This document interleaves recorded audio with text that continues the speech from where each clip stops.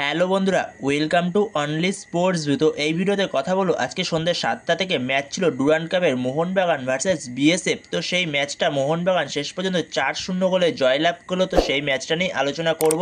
তো ভিডিওটি সবাই শেষ পর্যন্ত দেখতে থাকো, আর চ্যানেলে নতুন হয়ে থাকলে চ্যানেলটি সাবস্ক্রাইব করে পাশে থাকা বেল আইকনটি অন করে পাশে থেকো। তো সেখানে মোহনবাগানের থেকে অসাধারণ পারফরমেন্স দেখা গেছে আজকে। পুরো ম্যাচ জুড়ে দুরন্ত খেলেছে। প্রথম দিকে মোহনবাগান অ্যাটাকিং মুডে ছিল পুরোপুরি, অনেক চান্স ক্রিয়েট করেছে, আরও প্রচুর গোল করতে পারতো মোহনবাগান, যেখানে ওপরে অনেক ফিনিশিংয়ের অভাব দেখা গেছে, অনেক গোল হয়নি, আরও অনেক গোল করতে পারতো মোহনবাগান।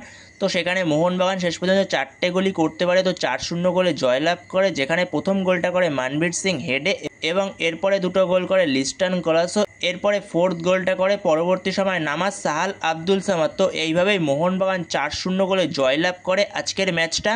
তো সেখানে মোহনবাগান নকআউট কোয়ার্টার ফাইনালে যাওয়ার জন্য অনেকটাই এগিয়ে গেল, যেখানে মোহনবাগান এখনও 2 নম্বরে আছে, যেহেতু ডায়মন্ড হারবার এফসি গোল ডিফারেন্সে এগিয়ে রয়েছে মোহনবাগানের থেকে, যেখানে ডায়মন্ড হারবার এফসির গোল ডিফারেন্স +8 এবং মোহনবাগানের গোল ডিফারেন্স +6।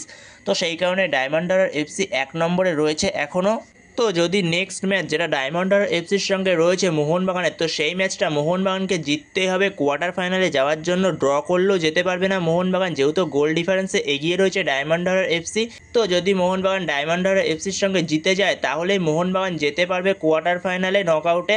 তো বন্ধুরা, তোমাদের কাছে মোহনবাগানের এই বিএসএফ ম্যাচের পারফরমেন্স কেমন লাগলো অবশ্যই কমেন্ট করে জানিও এ বিষয়ে। তো এই ভিডিওতে এই পর্যন্তই। তো এই ভিডিওতে এই আপডেটটা নিয়ে আলোচনা করার ছিল। তো ভিডিওটি ভালো লাগলে অবশ্যই লাইক, শেয়ার, সাবস্ক্রাইব করতে ভুলো না। তো নেক্সট ভিডিওতে দেখা হচ্ছে, ততক্ষণের জন্য বাই বাই।